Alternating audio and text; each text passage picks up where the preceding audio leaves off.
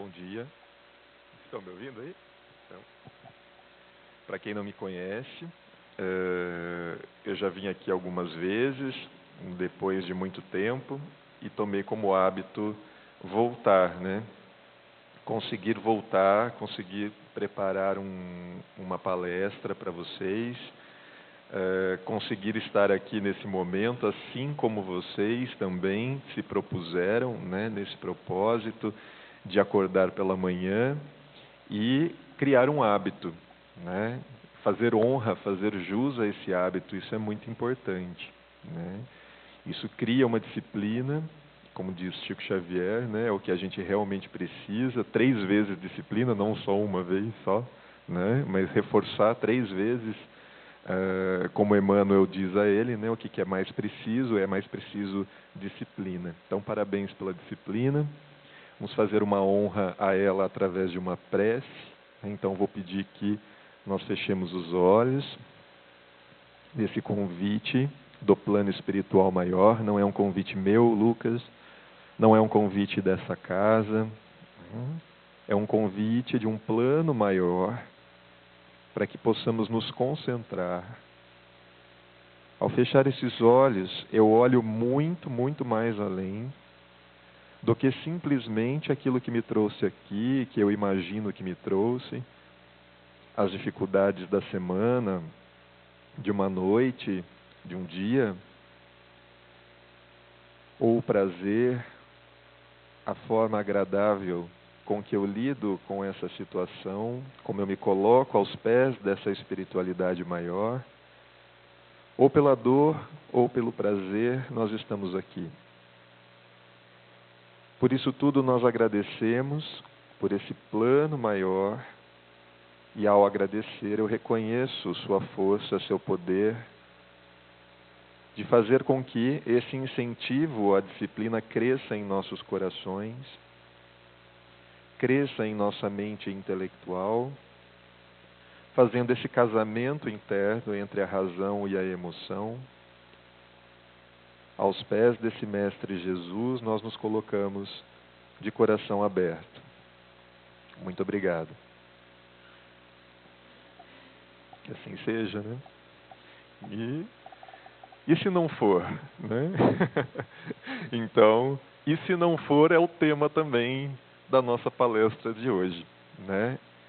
Nós dizemos amém, nós dizemos que assim seja, né? E pinta na nossa mente intelectual, né? Porque nós temos a razão e a emoção dentro de nós. E se não for assim, o que eu vou fazer, né? E o Espiritismo, como é uma doutrina de questionamento, está tudo certo você se questionar sobre isso também, porque o amém não é uma palavra fechada, né? Como nós vamos ver hoje, é uma palavra, é um sentido completamente aberto. Tá? Aberto a quê? Então vocês estão vendo essa imagem muito bonita aí, né? Deixa eu pegar aqui o controle, eu não esqueci. O que é essa imagem, né? É uma imagem que não diria nada a você há um século atrás. Mesmo, né, na codificação, quando Kardec escreveu suas obras, isso aqui seria totalmente abstrato. Isso passa a ser uma realidade para nós a partir da metade do século XX, né? Mais especificamente aí, a partir de 1950, 60, né? Que é a imagem do amanhecer, mas de um outro ponto de vista. Todos nós amanhecemos hoje, né? Deveríamos ter visto o sol, né? Nem sempre isso acontece, nem sempre temos essa consciência do amanhecer, mas o nosso intelecto, a humanidade chegou intelectualmente a ver o amanhecer desse outro ponto de vista a partir de uma estação espacial, né? Internacional. E é muito bonito, né? Só que está amanhecendo e nem sempre eu tenho consciência disso. É isso que me faz sair da cama, não é? É isso que fez você sair da cama hoje. Aí começa a incomodar, fica muito tempo na cama, dói as costas, acho que eu vou no centro espírita, né? Fazer alguma coisa de útil nesse domingo, né? Porque depois do almoço eu vou dormir mesmo, né? E vou voltar a essa letargia. Então, pelo menos alguma coisa de bom eu vou fazer, né? Entre as motivações que a gente possa ter ou não, né? Em honra a essa espiritualidade ou não, nem todo dia a gente está com essa consciência.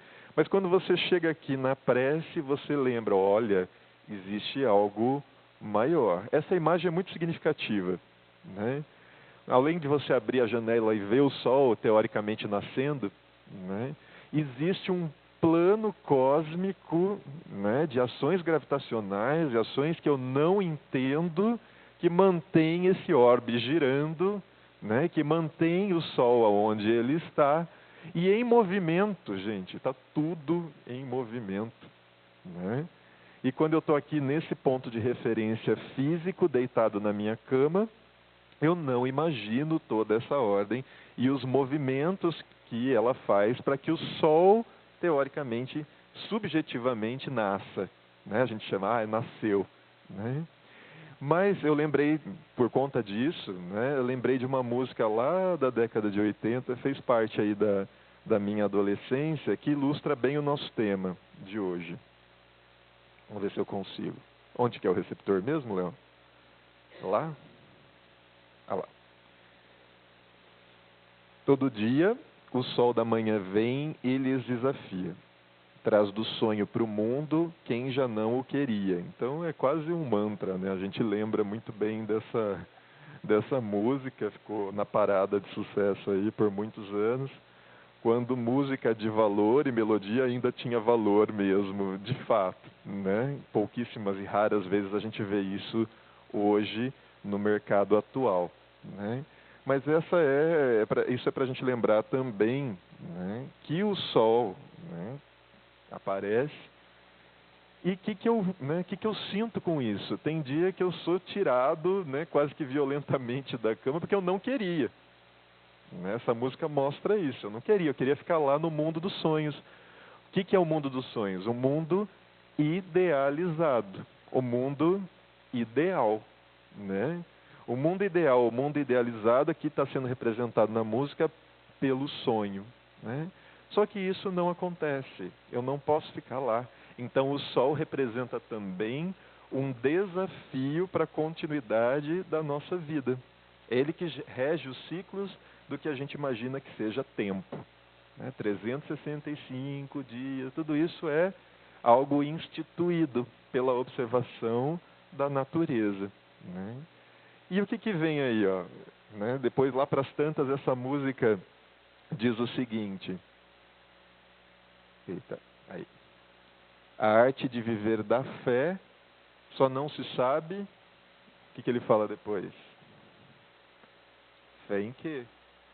Né? E como nós estamos dentro de uma doutrina de questionamento, onde isso é valorizado, não tem problema, não é pecado você questionar no que se tem fé, né? No que você tem fé. Vocês mesmos disseram aí, que assim seja, né? Que assim seja, mas quem que está regendo essa orquestra de ações gravitacionais que eu não percebo? Quem que está regendo a orquestra da vontade de eu levantar da cama, né? Será que sou tudo eu? Fica esse questionamento. Eu tenho fé no quê? Eu acredito, eu confio no quê? Quando eu levanto pela manhã e sou desafiado, eu estou confiando no quê? Né? Normalmente nós confiamos no nosso planejamento diário, né? Já sai da cama, nem saiu da cama, já está com um roteiro completamente fixo e determinado. Faço isso, faço aquilo, depois volto para cá, volto, almoço aquilo, volto, né? Trabalho, casa, trabalho, casa, né? Normalmente é esse o roteiro. Ou estou de férias, vou passear, volto para casa. Independente do roteiro, antes de sair da cama, a gente já confia no quê? No nosso intelecto, né? A gente confia nesse planejamento. E se não der? Né? E se não der certo? Como a gente disse, e se assim seja? E se não for assim? O que vai ser? Né? Então, fé em quê? Passa pelo questionamento né, de entender realmente o que é esse sentimento, né? Será que é esse planejamento intelectual? Será que só isso é fé? Né? É confiar nesse planejamento intelectual individual, porque cada um tem um, né? Embora seja regendo casa, trabalho, trabalho a casa, cada um tem uma forma de lidar com esse planejamento, né? E aí, quando eu entro em grupo, como nós comentávamos aqui, que o grande desafio de trabalhar em grupo é justamente esse. A hora que você chega num grupo, cada um tem um planejamento diferente. E isso fica cada vez mais nítido na geração atual, né? Na forma como a gente trabalha na nossa geração, né? Onde ninguém quer abrir mão desse planejamento, né? Ninguém quer abrir mão do planejamento individual em função do grupo, né? Então, o grupo não é simplesmente a soma dos planejamentos individuais, só que aqui, por exemplo, você nesse momento está quieto e eu estou falando, não é?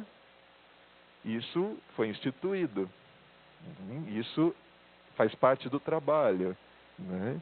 Então eu estou abrindo mão de falar para ouvir o outro.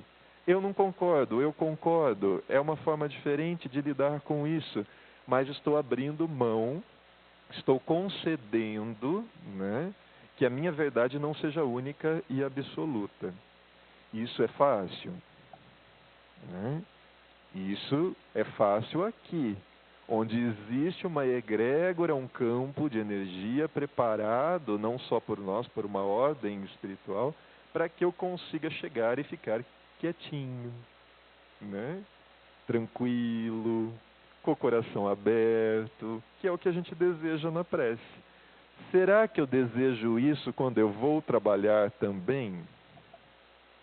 Será que eu desejo isso na vida em família, né?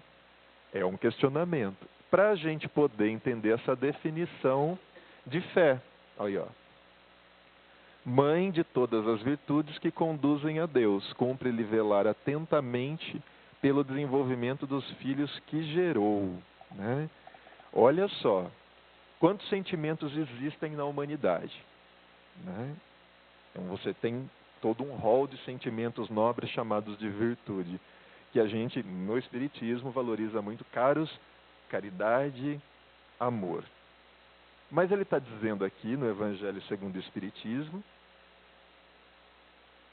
está no capítulo lá 19, né, Allan Kardec, o Espírito Protetor José, diz que a fé, essa nossa amiga hoje, tema da nossa palestra, é a mãe de todos os outros sentimentos nobres ou virtudes, inclusive da caridade, inclusive da esperança. Como o subtítulo do capítulo é ali, né, nesse trecho, a fé, mãe da caridade e esperança principalmente. Mas ele está dizendo que é a mãe de todas as outras virtudes. Então eu preciso entender como esse sentimento nasce em mim e o que ele significa. O que significa confiar, né? E no que eu confio. Ok? Tudo bem até aqui? Por definição, mostra para a gente que vale a pena investir nesse tema, né? Vale a pena a gente entender o que é essa fé. Você já viu alguma religião se questionar sobre fé, né? Então, o Espiritismo, a doutrina, tem aí um questionamento muito importante. Até mesmo qualquer tipo de dogma é questionado, né? Aquilo que era dogma como fé, você já ouviu a expressão mistério da fé, é questionado aqui, né?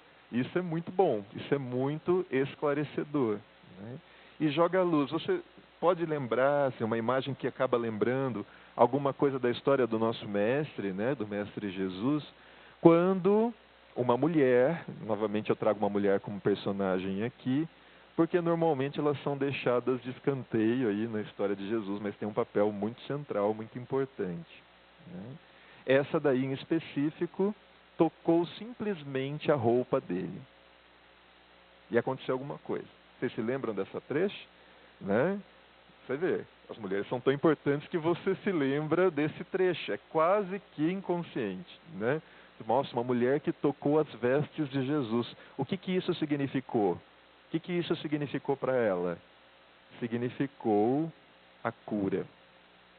Né? Então, todos já devem estar imaginando aqui que nós estamos falando desse episódio onde Jesus vira no meio de uma multidão e pergunta: quem me tocou?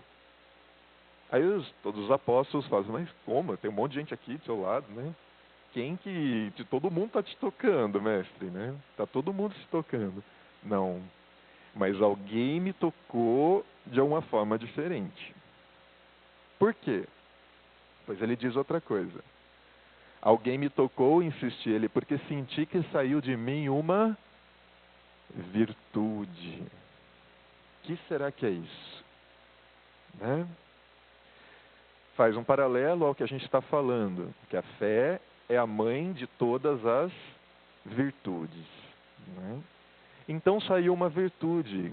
Qual é essa virtude tão importante, né, que saiu de Jesus através de uma energia, de um fluido cósmico modificado em forma de cura e que transpassou o corpo físico e a mente dessa mulher chamada Berenice, né, pela psicografia de Divaldo, lá no livro Primícias do Reino, a gente descobre que ela tem, na verdade, 3 nomes. Então você mesmo se lembrou dessa personagem, né? Mas ela em si é muito polêmica. Né? Por quê? Nós vamos entender a polêmica envolvida nisso tudo. Uma porque parece mistério da fé mesmo. Né? Parece que esse toque de cura, Jesus nem estava nem aí, e alguém tocou a veste dele e, opa, aconteceu alguma coisa aí. Né? Aconteceu alguma coisa em Jesus ou aconteceu alguma coisa em Berenice? Né? Aonde aconteceu a cura, de fato? Aí, mais uma vez, lá para frente, agora achei o botão. Ele olha para ela, faz questão de se abaixar e olha para ela e diz: ó, filha, vai em paz, a fé te salvou, fica livre do teu mal. Em nenhum momento ele fala: a fé te curou. Né? Embora ela há 12 anos sofresse de um mal que talvez hoje nós chamaríamos aí de câncer no colo do útero, né? Ou realmente um corrimento outro, qualquer, né? Vaginal, que acometia ela há muito tempo e que gastou toda a fortuna, era uma pessoa de posses, gastou toda a fortuna nesses 12 anos e não tinha encontrado a cura. Né? O meu xará, Lucas, né, que era médico, né, não conviveu com Jesus, relata, né, esse episódio de uma forma muito interessante. Ele dá ênfase a esses 12 anos de busca pela cura, né, como médico que era na época, e diz que ela não tinha achado, até mesmo em curandeiros, em mágicos ou profetas, que haviam muitos na época, e não havia achado essa cura para esse mal. Né? Hoje em dia nós temos uma medicina que talvez desse conta do caso, né? Mas na época não. E ele relata através de Paulo, então quem não conhece, né, peço que conheça e que assista, né, um filme recente, não tem nada de apologia religiosa, é o filme Paulo, o Apóstolo. Estava no cinema até esses poucos dias. E a relação de Paulo com Lucas, nesse sentido do evangelho dele, dá ênfase a essas curas num pormenor médico mesmo. Né? E como Jesus, de alguma forma, interferia no que a gente chama de prana, ou fluido cósmico universal, revertido em cura para Berenice, por exemplo. Né? Mas o que está dizendo aqui? Não foi ele que a curou. Ele mesmo disse. Foi o quê? A fé. Essa confiança em algo que ela domina. Ela dominava a medicina? Ela dominava a manipulação do fluido cósmico universal? Ela era uma médium curadora? Não. O que ela tinha então? Ela tinha confiança de que esse mestre, que passou simplesmente por ali, e ela de tão cansada e anêmica, porque essa doença deixou anêmica depois de 12 anos, né, confiava que aquele mestre de alguma forma podia curá-la. Mas não de um mal simplesmente físico. Nós vamos ver que ela continua nos passos do mestre, né? Para a doutrina católica, a história acabava ali, né? Para os evangelhos oficiais. Mas para o evangelho apócrifo, Ato de Pilatos, assim o chama, Atos de Pilatos, e para a mediunidade de Amália Rodrigues, através de Valdo Pereira Franco, né? Essa mesma mulher tem outro nome. Vocês conhecem esse outro personagem aqui da história? Eu vou dar uma pista. Lá na Via Crucis, lá no final da trajetória da encarnação de Jesus, aparece uma mulher entre os soldados, né, e oferece um pano de linho branco para Jesus enxugar o rosto totalmente ensanguentado. Quem era essa mulher?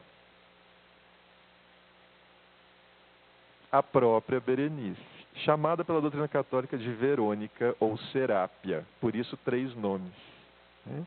Mas na revelação da doutrina espírita, se a gente estudar bem esse livro, né, a gente verifica que realmente é a mesma mulher.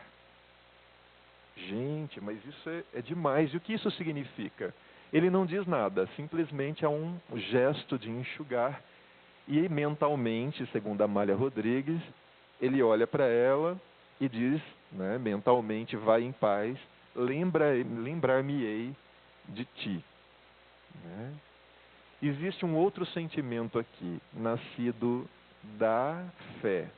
Então, nesse momento, ela seguia Jesus até chegar nesse ponto de furar os guardas ali romanos e, num gesto de gratidão e reconhecimento, sentimento da moda hoje, né? Qualquer coisa, gratidão, gratidão, gratidão, né? Gratidão da boca para fora, porque a gratidão, de fato, nasce de uma confiança numa ordem que eu desconheço. Essa ordem de leis naturais que faz o sol levantar de manhã e eu nem percebo, né? Faz o sol se pôr, leis gravitacionais, leis divinas, uma ordem natural é a própria ordem divina. E estava fora da ordem natural a cura da Berenice, Serápia ou Verônica, como ela é chamada? Não estava. Tanto que nós estamos aqui 2018 anos depois, falando sobre o toque das vestes. Será que Jesus fez isso por acaso? Será que essa mulher cruzou, né, a rua por onde ele passava ali por acaso? Então isso é um exemplo para nós. Nós estamos estudando a fé a partir dele. Olha que importante, né? Então existe aí também uma ordem que a gente não vê. Como que essa história sobreviveu a 2018 anos? A gente vê na mídia, uma história não sobrevive uma semana. Pergunta uma semana, a manchete que era uma semana nos sites, nos jornais. Você se lembra? A manchete de uma semana atrás? Você se lembra o que se passava antes da Copa? Vagamente, alguma coisa, né? Mas 2018 anos depois nós estamos falando sobre um momento em que uma mulher cruza os caminhos de Jesus. Então isso tem a ver com uma ordem também. Nós não entendemos, nós não dominamos e vai além do nosso curto planejamento diário, casa, trabalho, trabalho, casa. Concordaram? Concordam com isso? Né? Vai um pouco mais além do que o nosso intelecto. Serápia, Verônica ou Berenice, o que importa? O que ressalta é o exemplo de gratidão que se permite externar. Então, gratidão é um exemplo, né? Gratidão não é uma palavra. Assim como a fé, né, que é a mãe da gratidão, também não é uma palavra. Né? Então, está lá em Divaldo Pereira Franco. Ela ficou conhecida como a mulher hemorrágica, talvez vocês lembrem mais desse nome, né, que é horrível, né, porque liga ao nome dela à doença, né? pelo espírito de Amélia, não Amália Rodrigues, em Primícias do Reino. Então, esse foi um exemplo ilustrativo do que Leon Denis também define como fé, né? A fé é a confiança da criatura em seus destinos.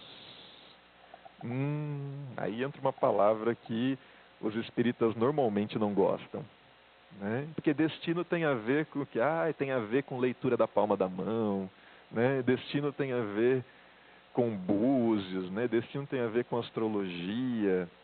O que é destino para a doutrina espírita, né?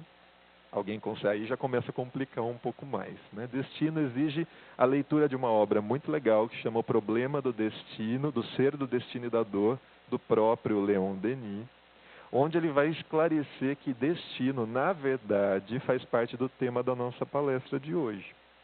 É essa própria ordem natural casada com outra coisa chamada livre-arbítrio, né?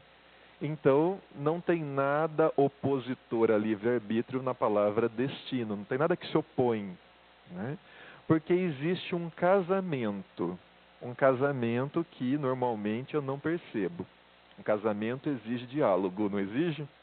Um casamento exige manutenção, não exige? Manutenção de um contrato, seja lá como a gente chame isso, né? Então, exige uma manutenção, exige uma observação, exige uma percepção. Quem não está disposto a essa percepção não consegue estar casado. Nós estamos falando aqui do casamento físico, mas também de um casamento entre essa ordem cósmica e a minha vontade, o meu livre-arbítrio. Aquele planejamento de manhã que você faz, né? Aquela agenda que você já desenhou na tua cabeça de manhã, antes mesmo de sair da cama, né? A doutrina nos orienta que nesse momento, desse planejamento, você faça uma prece. Por quê? Por que fazer uma prece de manhã? Para esse casamento dar certo.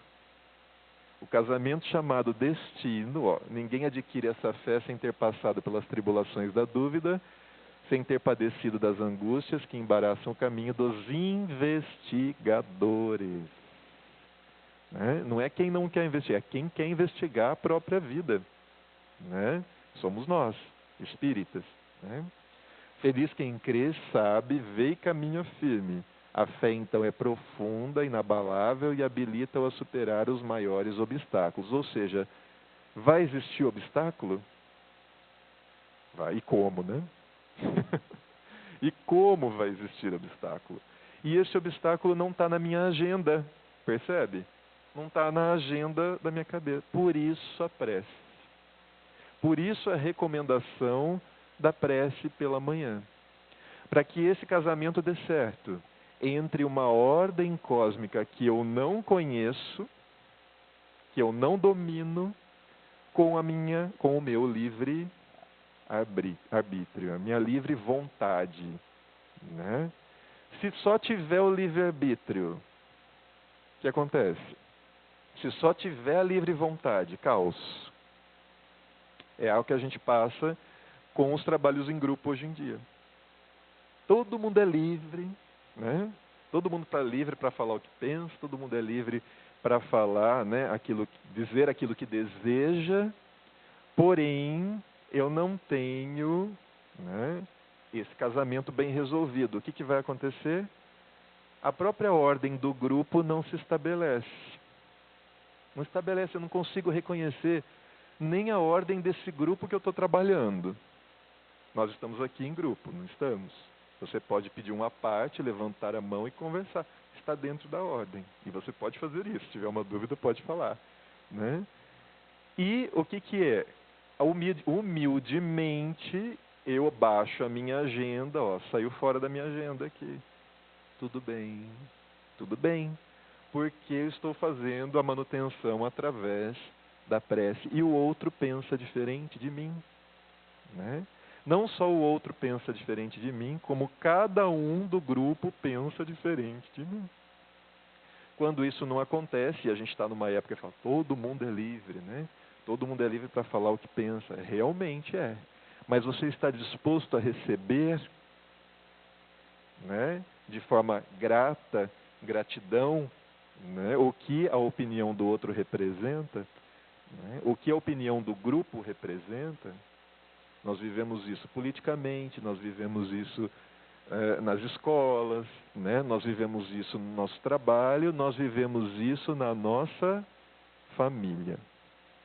Né? A priori, o cadinho laborioso, né, onde a gente vai misturar o cadinho do ourives, né? O ourives, nenhuma joia é 100% ouro, né? Então você tem lá o ouro misturado com outros metais. Esse cadinho é a nossa família, né?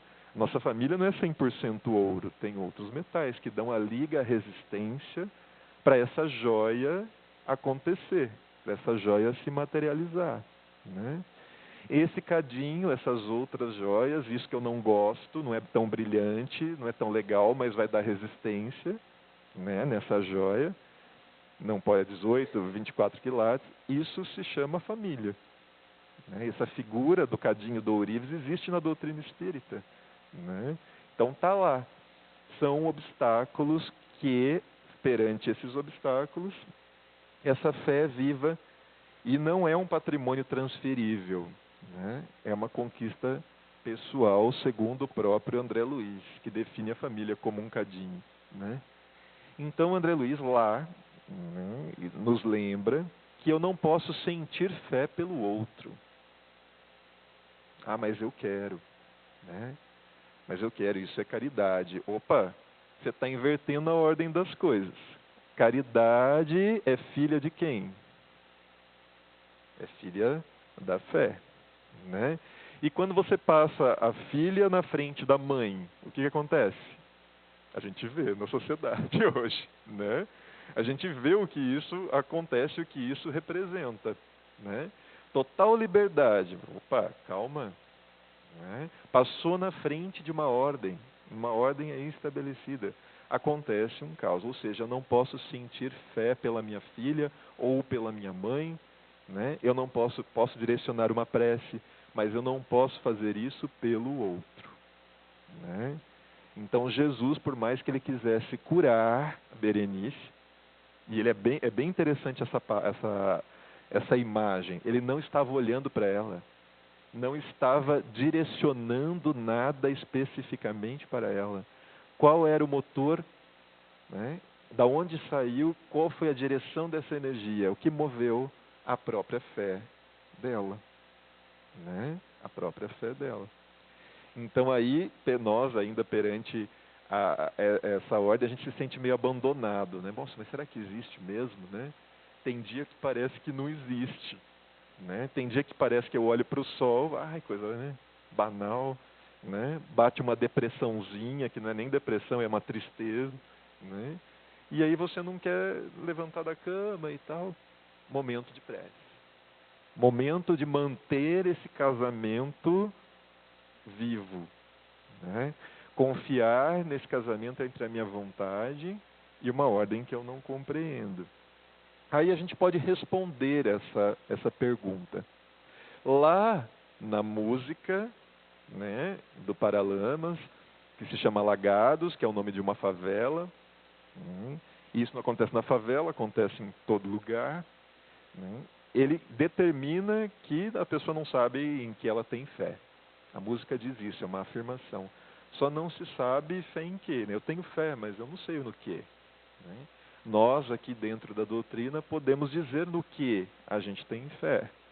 Porque se a gente não responder essa pergunta, né, a mãe de todas as outras virtudes não consegue gerar seus filhos. Ou seja, nem a caridade tão valorizada por nós acaba sendo gerada. Porque se eu não confio, a caridade que é mãe, que é filha, não vai nascer. Né? E vai nascer do quê? Lá em Paulo, em carta aos Romanos, ele dá uma diretriz para nós. Dá uma direção. Se você tem fé, tenha em ti mesmo, o caso da Berenice, diante de Deus. O que ele quer dizer com isso? Aí voltamos lá no toque. Diante do quê? Diante, para nós, das leis naturais da vida. Deus não é as leis divinas e naturais? Está lá. Né? Está na Gênesis, está no livro dos Espíritos. Deus o que é? O conjunto das leis que eu não compreendo dentro da minha agenda diária. Né? E quando eu faço agenda, né? Quando eu faço essa agenda, e tem que fazer, está tudo certo, está dentro do seu limite intelectual, porém, diante de Deus, diante de algo que eu não conheço. Ah, mas um dia eu vou conhecer, né? Um dia eu vou compreender intelectualmente Deus. Um dia eu vou compreender essa hora. Está lá a primeira pergunta do Livro dos Espíritos, né? Todas as definições do que seria a qualidade divina e no final, porém, muito além daquilo que a vossa compreensão pode conceber, né? Dito em outras palavras, nós intelectualmente não conseguimos conceber, né? Ou seja, não tem lógica. Dentro da nossa lógica, né, estreita, eu não vou conseguir compreender, mas com a fé eu vou conseguir assimilar. Eu vou ter um coração relaxado, um coração tranquilo, para poder, dentro de um grupo, dentro do meu convívio, né, social, ter uma cura, mas não a cura somente do corpo físico, né, a cura do meu ego, né, tão grande que não consegue conceber Deus na minha vida. É isso que a gente faz, na verdade. Né? O nosso ego é tão grande, a nossa tristeza é tão grande, que ela não consegue conceber uma ordem maior do que os meus obstáculos, do que os meus problemas. Né? Como num rio, por exemplo, que eu só vejo aquela grande pedra na minha frente. Só tem aquela grande pedra. O rio não vai passar. Não vai passar. E o que acontece? A água acha um jeito. Né? A água acha uma maneira, nem que for por baixo da terra e voltando e aflorando do outro lado. Né? Mas existe uma maneira de transpor aquele obstáculo. Eu vejo naquele momento, eu vejo naquele dia, eu vejo com os meus limites intelectuais uma solução? Não. Mas ela existe e eu confio nessa solução. Né? Então esse casamento acontece, deveria acontecer todos os dias na nossa vida. Né? Só que assim como o casamento físico, ele só é celebrado como um ritual. O ritual é uma prece dita da boca para fora. Ou a gratidão. Né? Isso é a celebração ritualística desse casamento. Mas a atitude de prece é a celebração de fato desse casamento entre Deus, né, essa ordem, e o meu livre-arbítrio, chamado de destino por Leon Denis. Até aqui tudo bem? Então acabei. Até aqui tudo bem? Nossa, tem mais meia hora, né, de palestra. Né? Mas é isso. A mensagem, que não sou eu que estou passando, né? A gente é um veículo, espero que vocês sejam esse veículo também, né? No dia a dia de vocês, um veículo para que o grupo aonde a gente participe, o grupo da onde a gente faz parte, porque todo mundo se relaciona, todo mundo tem grupo, né? Ah, estou de férias, não tem grupo, tem grupo, né? Todo lugar que você vai tem um grupo, né? E esse grupo vai apresentar obstáculos, né? Mas a minha fé consegue lidar com esses obstáculos. Né? Esse casamento consegue lidar com isso. Né? Porque senão é tudo da boca para fora. Né? Uma fé de verdade, uma fé que se questiona, uma fé com questionamento é espírita. Pode falar. Dá para ouvir? Tá. Isso. Kardec chama de fé raciocinada. Né? Isso que Leon Denis chama de destino.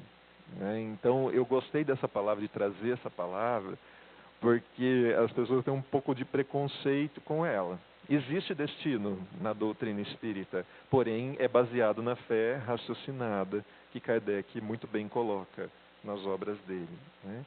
A fé cega, como o próprio Evangelho diz, é a fé que não é casada com o teu livre-arbítrio, né? Ah, vamos que vamos empurrando com a barriga, né? Ah, não vai porque Deus não quis, né? Porque Deus não quer, né? Opa, espera aí. Tem um livre-arbítrio e é raciocinado e é questionado, né? O seu intelecto faz parte dessa ordem cósmica. A forma, né, a capacidade, só que ele não é tudo, né? A mensagem de hoje é essa. O seu intelecto existe, só que ele não é tudo. Ele não vai dar conta de tudo, né? E isso só vem através da prece, de uma atitude de prece, né? Ah, vem de outras formas? Vem tomando na cabeça várias vezes, né? A gente toma na cabeça, levanta, até uma atitude de prece ser estabelecida. Porque é isso que o obstáculo faz para nós, né? É isso que o obstáculo faz. Você vai tomando na cabeça até um momento, né, que você percebe essa ordem e que ela é maior do que a tua própria vontade. Joia? Alguma outra dúvida? Uma colocação? Uma reclamação? Existem várias dúvidas, né? Na cabecinha de vocês aí, você já deve estar imaginando um obstáculo, pelo menos, né? Um obstáculo no seu dia a dia que seja intransponível. Isso é legal, né? Pode ser uma doença física, como a Berenice tinha, né? Parecia intransponível, 12 anos querendo se tratar, não conseguia, né? Mas pode ser um obstáculo da tua mente, né? Um obstáculo, e esses são os mais pesados. Vou falar. Sim.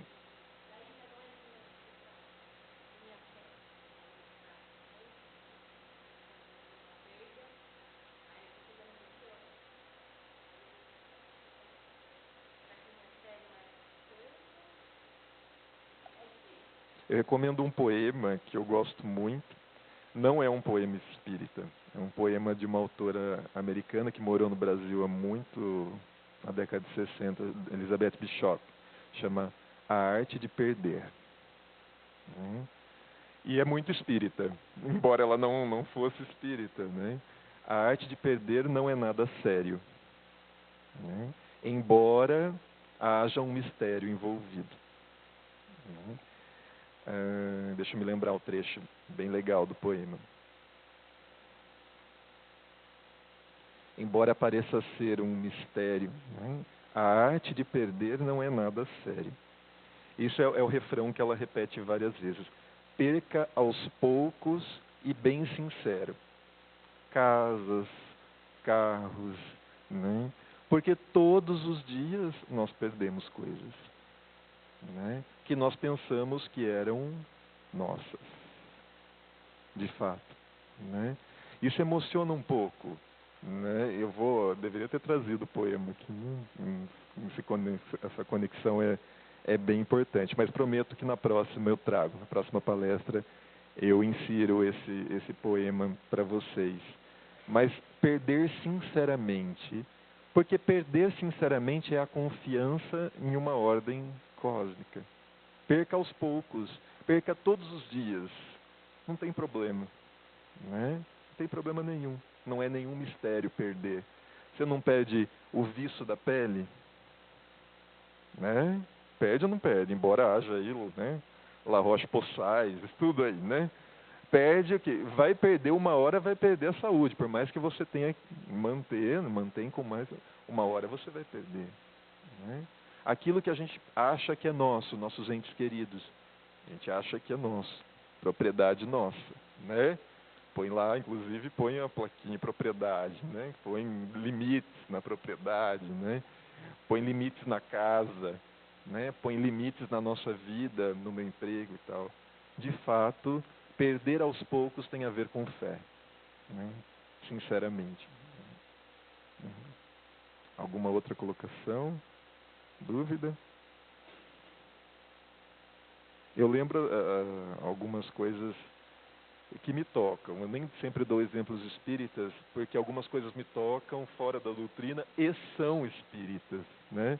É isso que é interessante nós percebemos, né? Que a doutrina espírita não é circunscrita, e embora sejam obras fantásticas, como essa do Divaldo, são obras fantásticas, clássicas, assim como Leon Denis, mas ela não é circunscrita aos limites das obras doutrinárias, né? Elas vão, e você olha para um poema, você olha para a vida lá fora e enxerga o espiritismo nessas coisas também, né? Enxerga, isso é fé, né? Se é uma verdade que é válida para todo o tempo e espaço, ela pode confrontar até uma música do Paralamas, né? E se questionar, né? Isso é muito bom. Isso, nós somos muito bem abençoados por isso, né? Que assim seja, então. Amém.